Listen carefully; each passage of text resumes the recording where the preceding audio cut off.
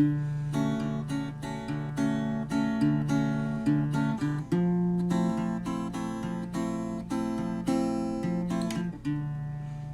and welcome to Doctor Who and the Drinks Trolley, episode 20. I'm Pierre. And I am Vivian. Hello, Vivian. Hi. How are you? I'm good. Good. Today's feature beverage is the screwdriver.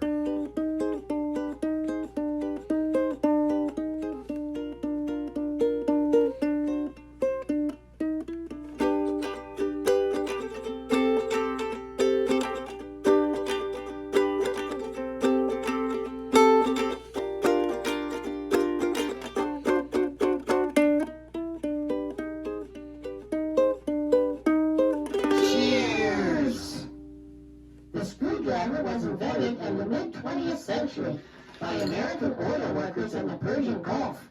They would sneak vodka into their orange juice, and since they did not have a spoon, they stirred the cocktail with their screwdrivers. So Vivian, what story do you want to talk about today? We will talk about Doctor Who, Black Orchid, released March 1st, 1982, and written by Terence Dudley. Terence wrote 3 stories for Doctor Who: Black Orchid, 4 to Doomsday, and The King's Demons. Today's story was requested by Keith on Twitter.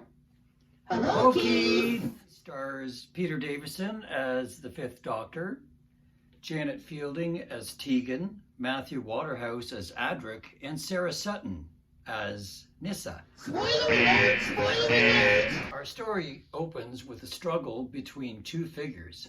One of them falls dead. The other one enters a room where a young woman is having a bad dream. Cut to our mystery man now tied to a bed guarded by a South American Indian.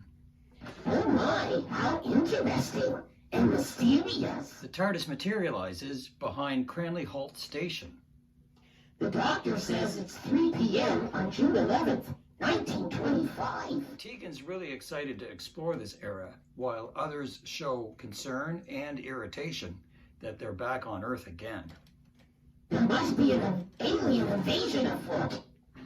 A chauffeur, played by Timothy Block, is there to collect them.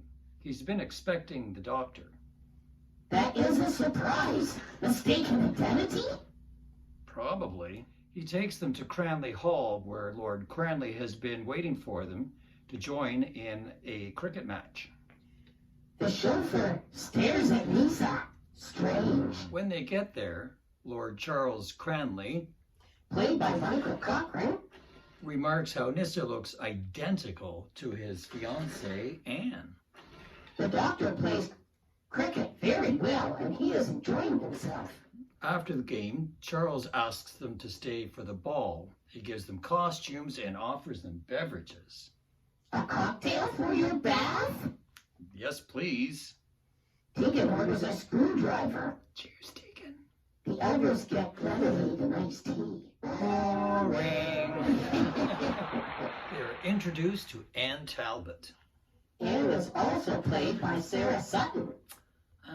That's why they look like twins. Tegan admires a black flower.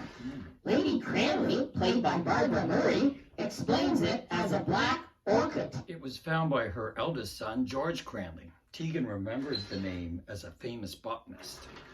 I bet Perry would have loved to have seen this flower. Yeah, she would have. George never made it back from that expedition to the Brazilian forests. Anne was engaged to George.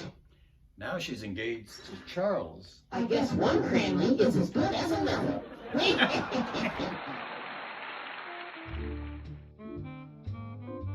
Look out! The mystery man's out of his robes.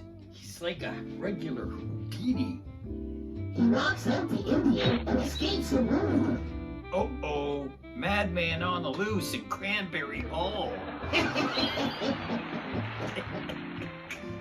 The doctor takes a Harlequin costume. It's not what I would have picked. Anne gives Nyssa an identical costume to hers, so no one will be able to tell them apart. It's gonna be one of those parties. Tegan shows Nyssa how to do the Charleston. Charleston. Charleston.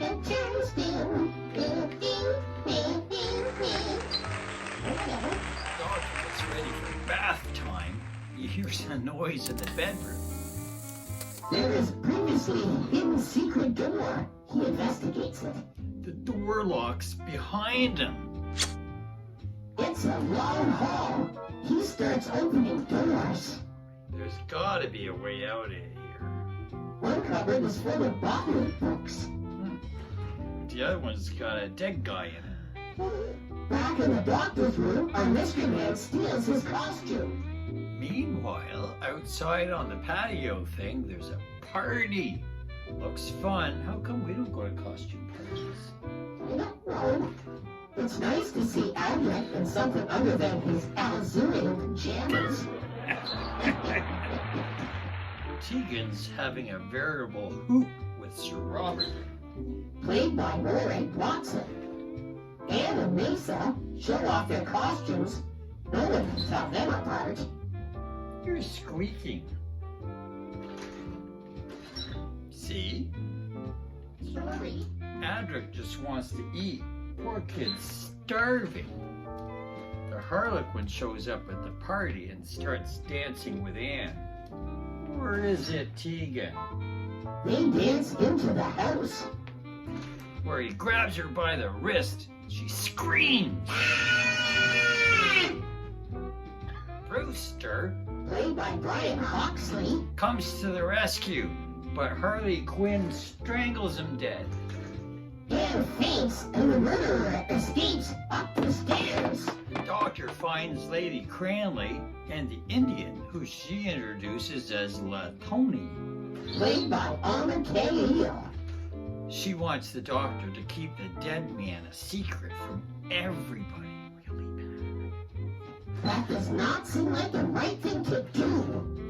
And somebody sneaks the costume back into the doctor's bedroom before he gets back. The mystery man goes into Anne's room, frightening her. Ooh, he isn't looking so good, is he? The gruesome guy's played by Gareth Milne. I knew that. Anne runs out to her mother and Latoni. He takes a rope to the poor deformed guy again. The servants at the party tell Charles about the goings-ons in the house. He finds a dead butler. The doctor comes down the stairs in his costume and Anne points him out. That's the killer. There he is. Anne wants Sir Robert to arrest him, but the doctor says he's innocent. He wants Lady C to be his alibi, but she says nothing. What a... When Sir Robert questions him about his identity, he says he is a Time Lord, and there is another dead body.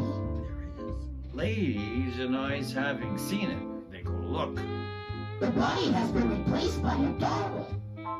Not looking very good for the doctor now, is it? He is an imposter. Sir Robert arrests him for murder or something. He is taken to the police station where they find the TARDIS. Yay! The doctor takes Sir Robert, Sergeant Markham, Played by Ivor Salter. Constable Cummings, Played by Andrew Turrell. into his spacey time machine. Lady Cranley tells Charles about the other dead body and that the doctor is innocent. She's not a nice person. Meanwhile, the bound man escapes from his ropes again. I saw that one coming. He kills Latoni and sets fire to the door so that he can get out. It's a weird decision, man. When does the invasion fleet get here? I don't think there is one. What about an alien menace? I don't think so. Mad scientist? Innocent doctor brings the fuzz back to Cranley Hall by TARDIS. The deformed man breaks out and goes where Lady Cranley and Charles are talking. He grabs Nissa and drags her upstairs. Is that the plan? What's the plan? The doctor cannot follow. The fire has spread. Who's that guy? It's George! He's alive! Unlike poor Brewster Tony and Digby again. George carries Nessa to the roof. The doctor runs into the house to get up to the roof. Somehow, what a hero. Lord Cranley climbs up the side of the building to distract George. On the ground, Lady C tells Sir Robbie that George's tongue was cut out and he was mangled by Brazilian Indians. They hold the black orchid as sacred. Never mix religion with botany. Back on the roof, the doctor asks George to give Nessa back. George looks down and sees his hand. This is weird. He gives Nessa back. Charles goes in for a hug, but George recoils. And he falls to the ground dead. Much later, after George's funeral, the doctor and his companions say their goodbyes to Charles and Lady Cranley. Hey, they got presents. Tegan got to keep her costume. Really glad she had a good time, all things considered. The doctor receives a copy of George's book. I get the feeling Lady C's a little bit relieved. Sinister. The doctor and his friends are off on new adventures. That's it for today. We hope you enjoyed it. Don't forget to like and subscribe. You better, or a big centipede's gonna run on your face. Vivian, let us know what Doctor Who stories you'd like us to discuss in the comment section down below. Join us next time for a St. Germain Spritz and Doctor Who, the Damons. I'm Pierre. And I'm Vivian. See you next